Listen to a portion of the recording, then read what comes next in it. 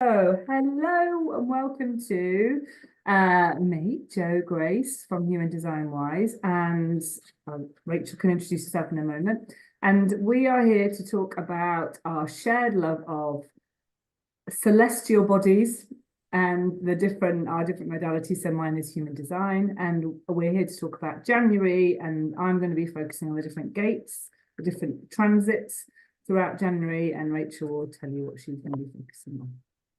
Yeah, so I'm Rachel Maria Bell. I'm an astrologer. So we love how human design and astrology kind of complement each other.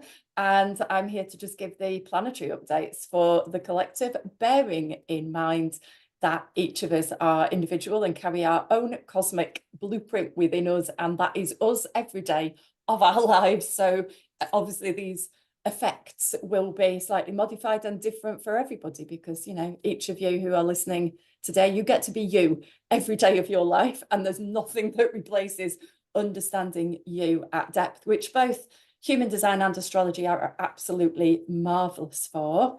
But today we're kind of talking about what's going on for all of us.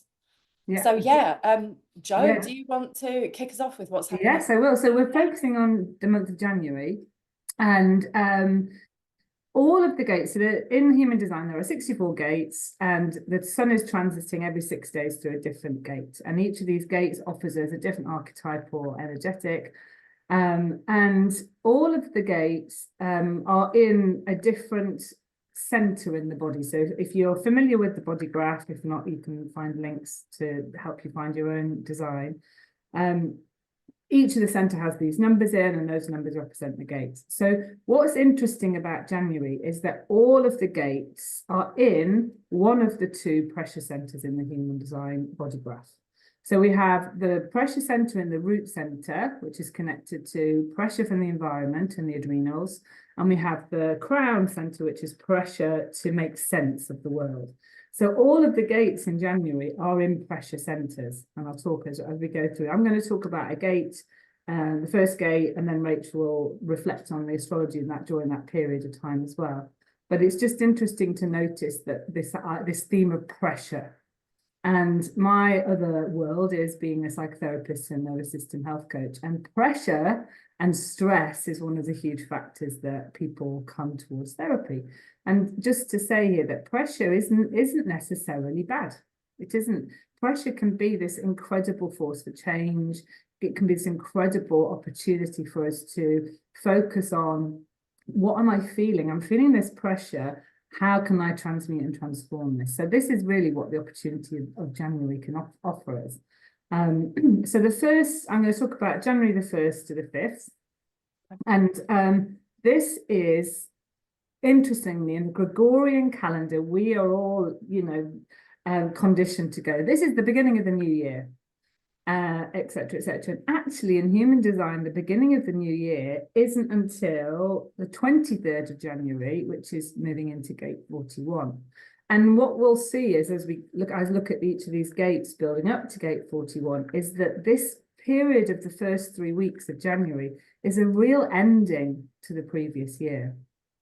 And so we start with the first gate, which is gate 38, the fighter. So this is in the root center. So the root is connected to the adrenals. And so fight is that adrenalized pressure of like, what? What's this about? And so it has this incredible energy of tenacity, of focus, of really, what am I here for? And the shadow of this can be getting lost in purposeless fight. So, moving into more angry victim stories, post-Christmas, that first week in January, the January blues, oh my goodness, what's the point, etc., etc. Well, really, the pressure there is to help us go, hang on a minute, what have I just done with my last year? What do I want to focus on? What's important to me? So that's gate 38, the fighter between the 1st and the 5th of January. So I don't know if there's anything that correlates, Rachel, that's interesting. Well, astrologically, Mercury was still in retrograde as we entered the new year. So we were still in very much like a reflective period. But there are so many aspects that point towards this reflection at the moment. There's like this whole mopping up that goes between now and the 22nd of January when Pluto enters Aquarius.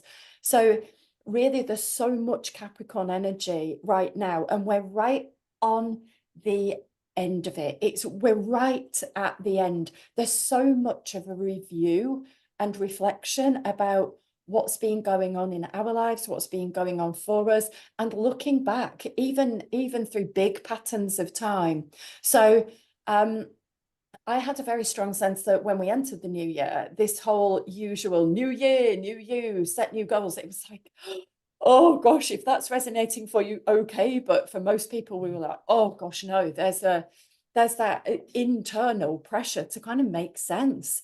Just such a what's been going on, you know. And when you think about the whole period of time, which is the last 15 years of Pluto in Capricorn, there has been tremendous upheaval and unearthing and a deep amount of very difficult work having been done. And you will know this as a trauma therapist, my goodness, there has been the dissembling of patriarchal constructs.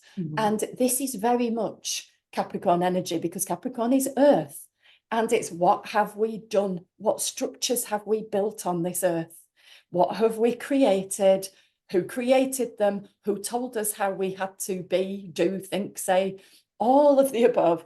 And everybody's having this kind of reflection on, what did I make of that?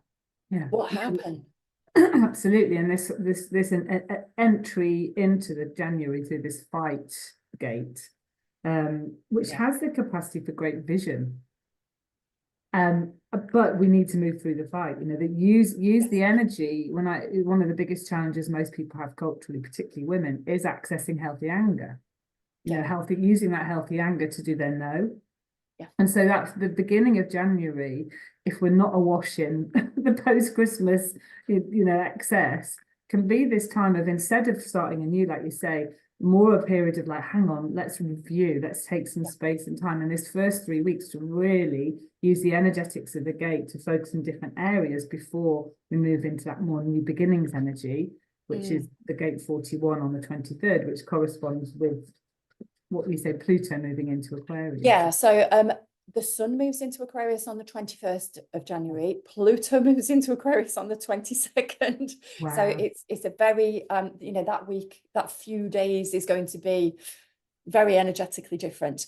What I would like to also just mention is that when we imagine patriarchy, we don't need to imagine it, when we deconstruct it, when we kind of look at the patriarchy within ourselves, where we have internalized it, there are different stages to where we have each gone on that journey, and each of us are carrying different codes, you know, and different stories through the lived journey and experience, and we've each made different sense of our own individual valid experiences. I think what I would like to say for anybody who's watching, who's in the coaching, awakening, spiritual industry, you will have seen, because it was unavoidable to see, where certain people, and I am not naming names, I'm talking about patterns, there was almost like a fight energy taken between coaches, and almost like, I am a spiritual coach who thinks A, and B over here is saying this, and that's not the meaning I've made of it. So don't follow A, come along and follow B. And it had like, and a lot of other people who were going, whoa, this looks like mean girl energy, or this actually looks like patriarchy. We're not here to compete. Then there was like the C's going, huh? What's going on? This is like just another layer of fight and patriarchy. Well, interestingly, the next gate between the 6th and the 11th of January is gate 54, which is the gate of ambition. And so, and what you're talking about there is this kind of shadow aspect, the patriarchal aspect, the unhealthy masculine aspect of fight and ambition. And so the beautiful aligned version of gate 54 is called the gate of drive traditionally. And it's a really around mastery of the material plane. So mastery of your time, your resources, your money, your financial success, but in a way that is ongoingly taking you on your spiritual path. Now, of course, we cannot but be conditioned in our culture, and many of us will get caught up in just wanting to make money and wanting to be successful. You know, success means looking like this and driving this car and having this much money. And one of the energies of this gate is this incredible opportunity to really go, I can master the material plane because I am a human being. I'm a soul who chose to have a human experience. And being a human means being in the material plane. How can I master this to take me into deeper success? And that means on not just what you're doing, but also how we are internally and regulated. And which takes us fundamentally more into flow states in terms of regulation of the word, and which moves us closer to our spiritual purpose. Yes. And so it's a really interesting gate on the back of fight, because fight gives this opportunity to reflect on, well, what's my purpose and why am I here? And then the ambition helps to then focus that. So if we're still caught in, well, I need to be better than so-and-so, and I need to be the leading X, Y, Z, then we're going to take that into this ambitious, blind ambition. So that's that, and the energetic really of that between like the 1st to the 11th, which we're just coming to the end of, because we're speaking today on the 11th. Yes. And so we've been in this kind of like real stirred up pot of like, who am I? What am I here to do? How can I become successful in a way that is really about deepening my own potential in the world? Absolutely. And I noticed something that I kind of perceived and felt like I could see coming, but maybe not quite articulate. But I'm noticing something that is the people who have been, and I mean women who are visible business women, visible coaches, people who have done a lot to really revolutionize and, as you say, master their own lives, master business, and really taken people with them and done a lot. I'm noticing a lot of them kind of waking up to and talking about their next layer of spiritual beingness, their next layer of purpose. And at the same time, the people who have been on a path of, I must fulfill my purpose and I have a sacred mission, are kind of going, oh, maybe we could be wealthy at the same time. Let's get some business skills. And there's been like this two-pronged approach. And it's quite interesting to see the shakedown of it, as though somebody's like, taken apart all the pieces of a jigsaw, shaken them, chucked them up in the air. And it's like, where are they landing now? What does the new picture look like now? But it's so interesting that you talk about this mastery of the material plane, because at its best, this is Capricorn energy. This is what we want to be doing as for the Capricorn within us. And let's not forget that we all have Capricorn somewhere in our chart. And I just wrote about this morning. I felt very in celebration of the wise mountain goat who puts steadily one hoof in front of the other, surveys the terrain. And whether it's really rocky, whether it gets icy, whether it gets slippy, that mountain goat knows how to navigate its own mountain. It's completely earthed. It knows the landscape, and it stops and it looks over. It looks up and it goes, I can get up there. It looks really hard, but I know I can do it. I'm built for this. And then looks out on the scenery and it goes, I'm partway up the mountain. I'm going up the next bit. And that real rock steady surety and ability to master it. The goat, they look like they've got the tiniest, spindliest legs versus this big body. They still get up the mountain. Yeah. And there's that in all of us. It's like that long-term planning, far-reaching goals. That's what we're heading to today. Actually, in the next hour, we will have the new moon in Capricorn on the 11th of January, 111 day. So we keep, for anybody else who keeps saying 111, it's today. We get to set our goals. What are our long-term goals? Where do we put one hoof in front of the other? And also there is that element of looking back and going, look how far I came. Look what I just did. Well, well, that's beautiful, because the next gate that we're moving into, which is at some point today and tomorrow, is gate 61, which is the only gate in the crown during January. So this is the pressure center of the crown.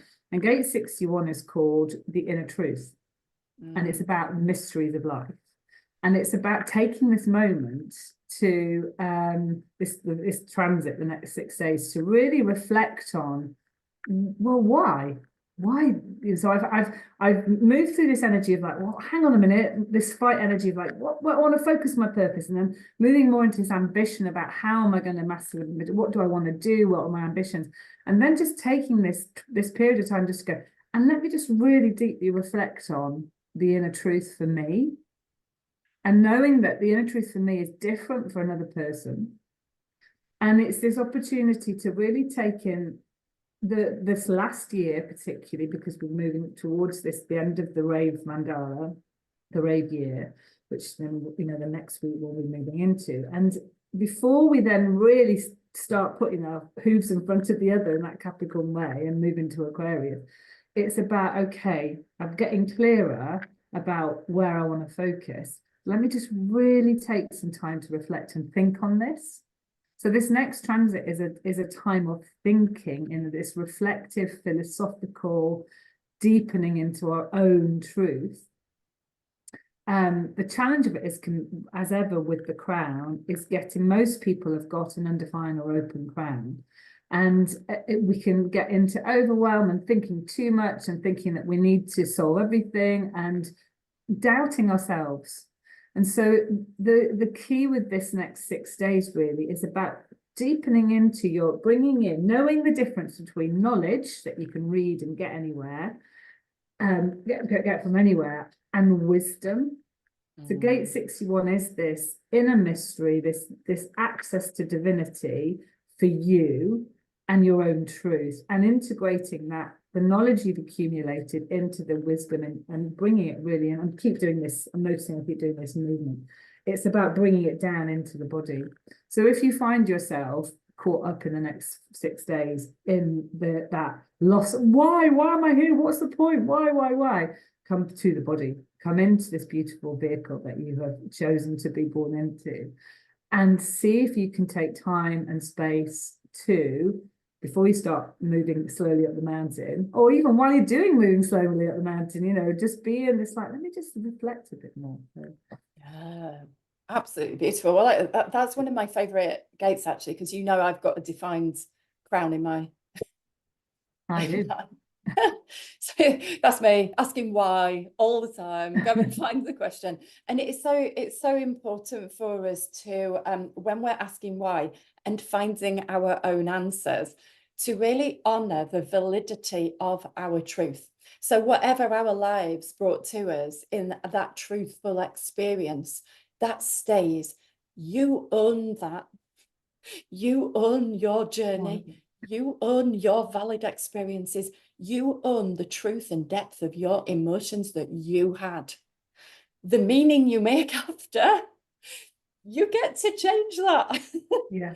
You know, Yeah. next week, I might think there's different meaning to that thing that happened last week. Next year, I certainly will think there's different meaning. But where I think sometimes there is conflict, it's where we can get caught up in thinking that we get to make meaning about somebody else's journey, because that can never be so. Absolutely. Coming back to that, what's true for me? Yeah. Let's just be with that in this body for me. Yes, absolutely. Oh, I love that, Rach. Yeah, and that this is a very easily influenced state, influential state, I guess, in that if we're in the why, particularly if we've got the open or undefined crown, we can be very then easily pulled into somebody else's truth.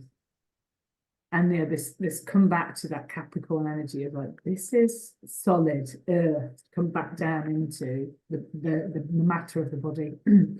And then we move into the final gate in Capricorn, which is gate 60, which is all about acceptance and limitation. So this is the final gate in the rave year.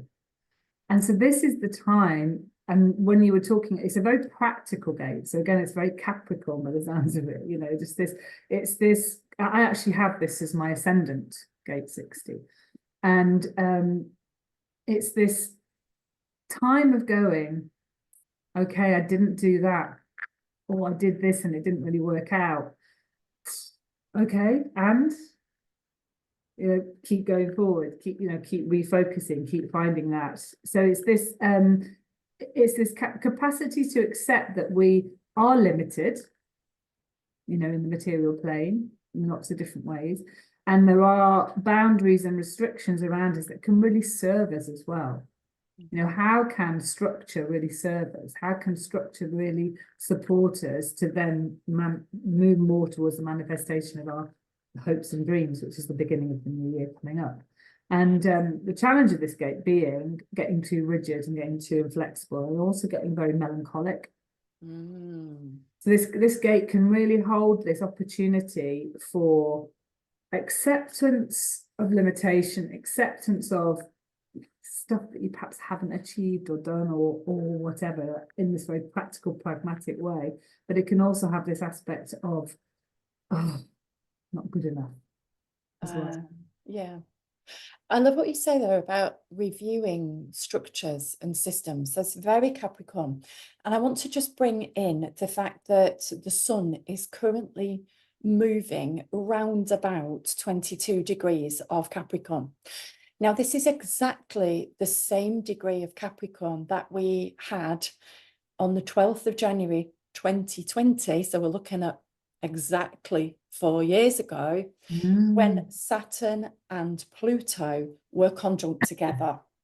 Now, these are the big boys, the big bad boys of the zodiac. So Saturn is the ruler of Capricorn, and Saturn is all about the way that we organize society. It is literally, you know, how many people do we employ in Westminster? What money do we pay in our taxes? It's literally at that level. How do we organize the healthcare system, police, education? It is all of that. And we've all had, you know, Pluto is utter revolution. So it's power, but it's what is power? It's not power for power's sake and taking control and coercion. And if it has been, then Pluto will revolutionize deeply over the long term. And it speaks to transformation on a cellular level from within. So it forces everything to die off that will not serve us in the next generation. So we each carry Pluto.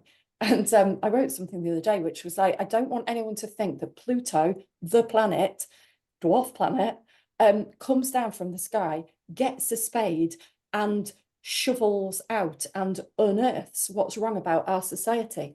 It's the Pluto activated within each of us that has an inner drive and compulsion to destroy and kill off which does not serve us for the future. Okay, so we have done this, and I want to put the power back in human beings' hands. Whatever did not serve us and work for us, that's what we sought to say no to. That's where we destroyed the fabric of what wasn't working. So maybe some people were working in workplaces, and then a couple of months later, boom, pandemic, lockdown hits. And people suddenly discover that they can actually work from home, or they didn't need all the meetings or all the emails. And so everybody had this like front row seat to, what are the structures of our society? How have we been organizing our lives? So because of that complete shattering of the foundations of how things were, everybody got to go, whoa, hang on a minute. So what I'm saying is, right now, the sun and moon are shining at exactly the same point in the sky that this massive triggering conjunction happened in January 2020. So it's like we're getting to review 4 years ago and go, what just happened this last 4 years? Wow, that's phenomenal. And so that gate 60 energy is really going to offer us the opportunity to reflect on, to accept, and be practical about, well, what works now? How do we, instead of being in this, narrative of this dreadful experience we all had, etc., which was very challenging for very many people, it's really about, well, what practically has grown from that that we can now then embed into our future, which is now the next gate, which we're moving then into on the 23rd, which is gate 41, the beginning of the rave new year in human design. And this is the most beautiful gate. It's again in the roots, so it's another pressure gate, and it's about pressure to dream into a future. So it's gate 41 is a really special gate in human design. It's all about initiations, about beginnings, about hopes and dreams. So doesn't it seem funny that, I mean, you started off by saying about the Gregorian calendar, you know, doesn't it seem funny that we have this 1st of January as though, oh, today everybody has to set goals. It's like cosmically, it makes no sense. Makes no sense at all, particularly and you know, this first 3 weeks, of January, being much more about this kind of like, well, let's just really like, hang on, who am I? What's happened? Let me think about that. Let me accept what's happened. Let me focus forward. And it taking this sort of 3 weeks of different aspects of this, it's like a big cauldron. And that's lovely that word came in, because gate 41 is sometimes seen as an empty cauldron. Ooh. It's like it's called the gate of contraction, which always made me feel a bit confused. A lot of the human design gates come from the I Ching. The names come from the I Ching, and often they are quite confusing for my Western brain to kind of go, what does that actually mean? Because I think a contraction has been going small, whereas hopes and dreams are about expansion, you know. And actually it's more around this empty cauldron, this contraction of everything that you don't need anymore. And so that you can then start to dream, well, what do I want to bring into my cauldron? And so the first 3 weeks of January have been this kind of like stirring up of the cauldron, what's gone past in this last year, and let's get rid of it. Let's move it on, you know, use that Capricorn energy just to sort of slowly be with that. And then that's so funny. I actually wrote in my Facebook group yesterday, I feel like a witch today because there are so many things brewing in my cauldron. Yes. I wrote that, and you're saying the exact same. Yeah.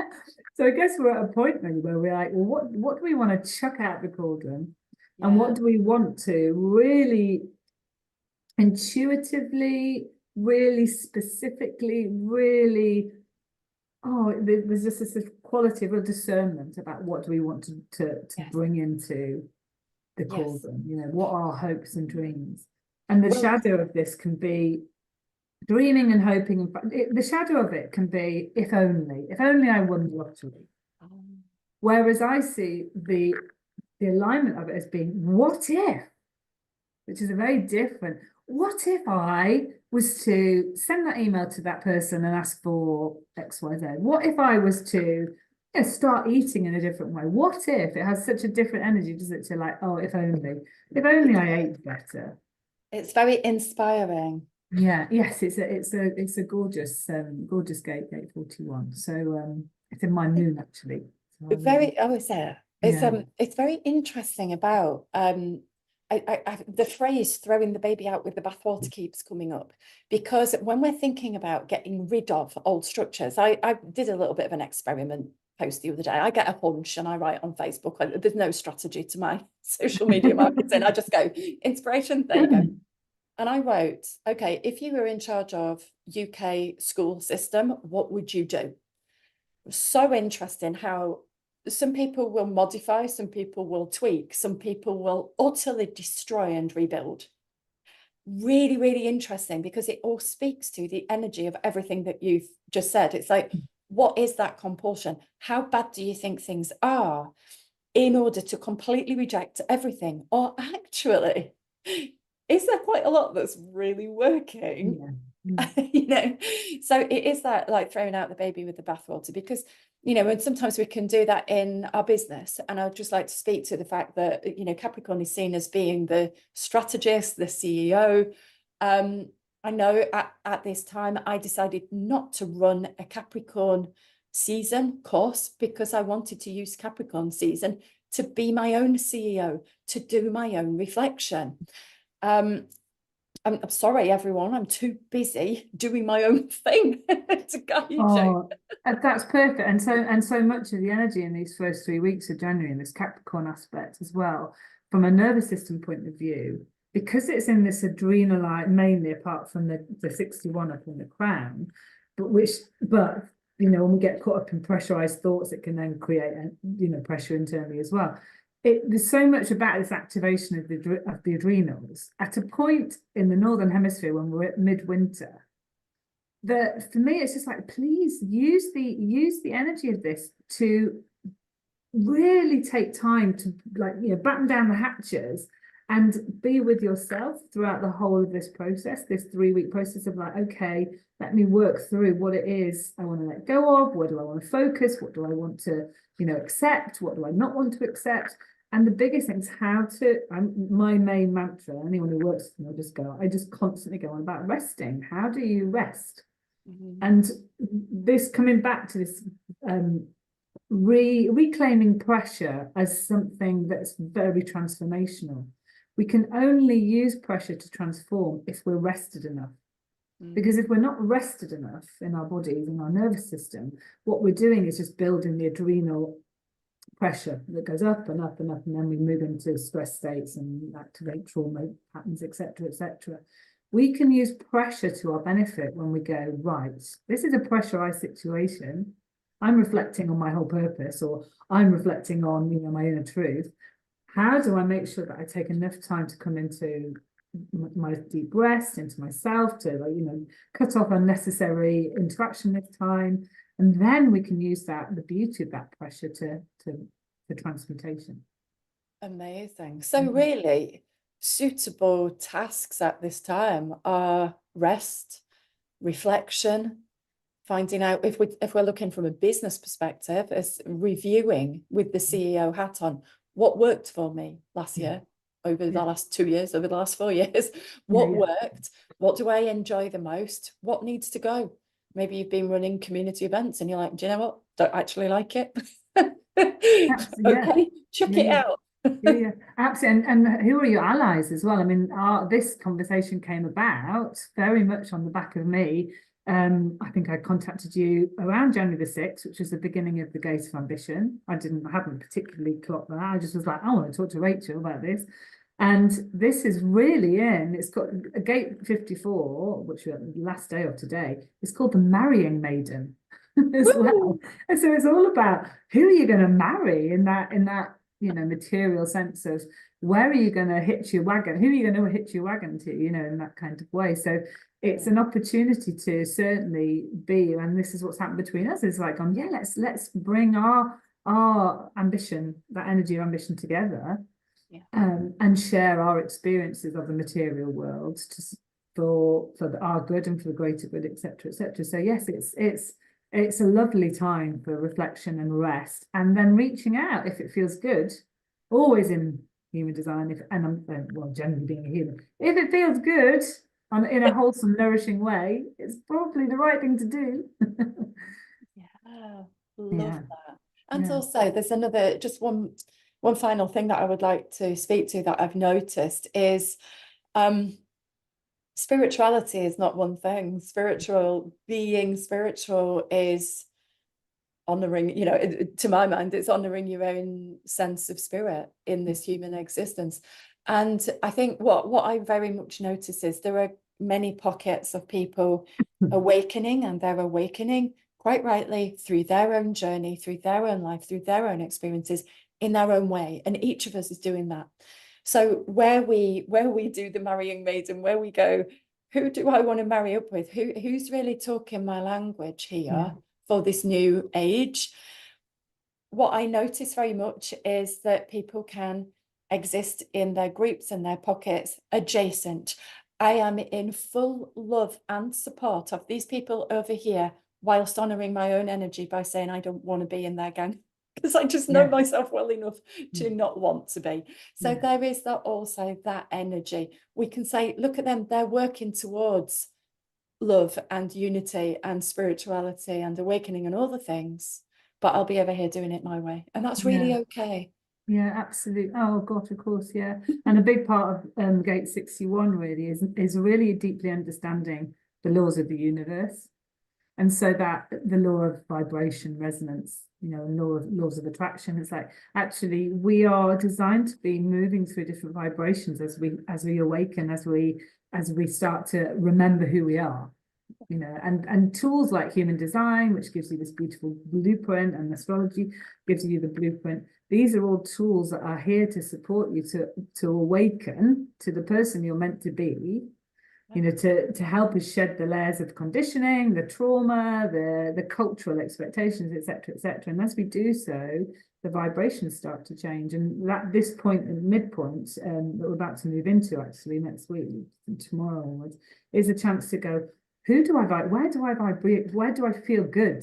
Which is, if you feel good, you're vibrating at a level that's in attunement with you. And that may well be a letting go of people.